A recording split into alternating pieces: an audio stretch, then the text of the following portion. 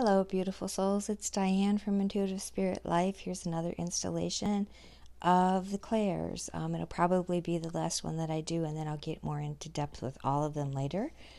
This one is Clairalience, or Clair Smelling, Clair Olfactory. It uses your nose, and this is a really cool clair, because when you're just sitting there, all of a sudden you're going to smell maybe an apple pie. For me, I smell gardenias. I know exactly what that means for me right now. At first, it kind of like freaked me out a little bit because I didn't really know what was going on. And I'm looking around thinking, does anybody else smell gardenias? But they said no. So I know for me, that was a symbol for me to pay attention, be aware. What came to mind when I smelled those gardenias? To me, it was a grandmother figure who liked gardenias. I think it was like Avon that had a gardenia fragrance or something to it. So pay attention to what you smell. It's called Clair Olfactory or Clairalience, and it goes along with a lot of your other clairs. So once you smell something, you may taste something as well. Like if you smell sawdust and then you smell a nasty taste in your mouth, maybe you didn't like a person who worked on wood. They might be around you, and that is not okay. So encircle yourself with white light, ask that spirit to leave. Sometimes it may be cookies. It may be your favorite cookie, which is maybe a sugar cookie or a different type of cookie that you wouldn't normally smell. It relates to something else. You feel it with your clairsentient.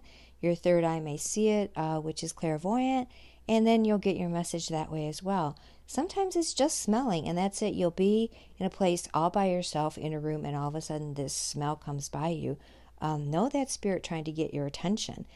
Pay attention to that and what that means to you. You will start to recognize the sense that you get. I want you to also pay attention to things that are pungent, things that don't smell right. Those are not of white light spirits, so we want to get rid of those. So if you walk into a room and you smell something kind of off, we're not talking about that kind of stuff. We want to get out of the room, for one. We want to protect ourselves, for two. But for three, we do not want to entertain anything that smells pungent, unless you're on a ghost hunt or something and you kind of like that kind of thing. Me, I don't go on ghost hunts. I know they're there, so they can stay there and I'll stay here. For me, the Clair olfactory kicks in a lot. When I'm doing a reading, I will be reading for the client. All of a sudden, I start to smell this smell, whatever it is for the client. And I'll say, okay, I'm smelling this, I'm seeing this, I'm hearing this.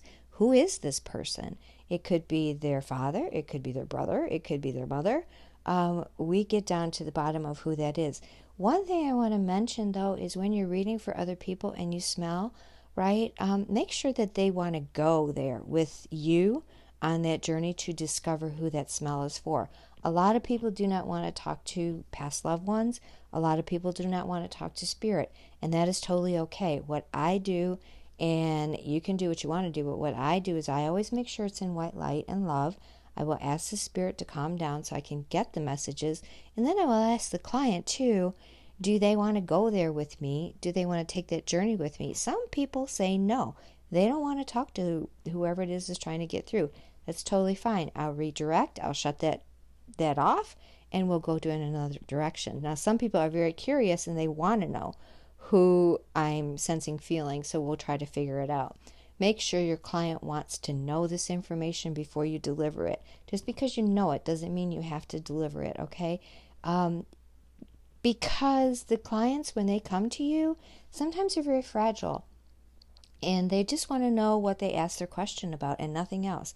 So when a spirit shows up, sometimes they don't want to hear from that spirit. They just want to know their question and get the hell out of your face, right? So please be aware that when you are doing a reading for someone else, that you respect their time, their energy, you respect what you're tapping into. So always ask, do you want me to go down that road? And if you do, I will. If you don't, I won't. It's totally up to the client. Now, for personal reasons, I'll tell you that when you do the Clair olfactory or Clairalience, it is a fun gift to work with, to get your messages right, to get to hone your skills. You'll find that all five senses kick in. There's two more that we'll talk about later. But it is a cool experience to know that someone is around thinking about you, giving them the attention that they want, and also that they're honoring you with their presence. Now, for me, that is cool because I want to know if somebody's around me. Just let me know. Let me smell. And I'll decide if I want to entertain that spirit or not. So I know this is kind of like a woo-woo thing, but if you're on my channel, you're kind of woo-woo anyway, and I appreciate that, and I acknowledge the hell out of you guys because it takes a lot to be in this world, to be present in this world, in the 3D world, go up to the 4D, 5D, maybe even realms beyond that, and know that you're okay. So please hone your skills before you read for others. But if you're doing this just for yourself, practice these things. And that's how it really starts too, is practicing on yourself. Practice, practice, practice. Also practice on your friends. Can I just hang out with you for the day and see what you smell?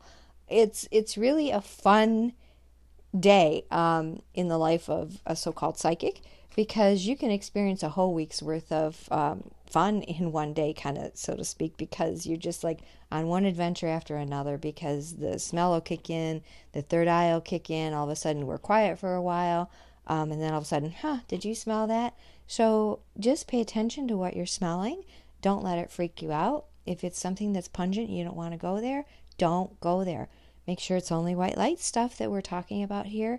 The other entities that you are going to run across, remember, because your light is shining bright and you're raising your vibration to that level, you will experience other energies as well. But know that you don't have to experience them. You can walk out, you can say no, you can kind of plug your nose, turn it off, okay? So you don't have to experience that, and I don't recommend that you do, because we're not here to entertain souls that are here to cause us harm. And that is just my little warning of the day. So enjoy your clairolfactory or clairalience training. And if you already have this, it's a cool thing to have. Let me know in the comments how you use this gift, because I'll tell you what, I use it a lot. And it's a fun one to have. And I had to really kind of search my mind a little bit and think, when did I start doing this, and when did I start noticing that I smelled things? Because we all have this gift. We just have to notice when we started using it and how it makes us feel. And have we trained this gift enough to read for others? Or if you don't want to read for others, how to just read for yourself, right? So I had to go way back and remember, it was probably around maybe 9 years ago that I really, really honed into this gift, and then I read up on it. I'm like, oh my goodness, this is a gift. This is like, whoa, it blew my mind away. So then I started working with it a lot, and now it's kind of like my everyday life. So I wish you well. I hope you enjoyed this video. Leave me a comment at the bottom here. Subscribe if you will. Love to have you here, and let me know if there's anything I can talk about for you in the future. See ya.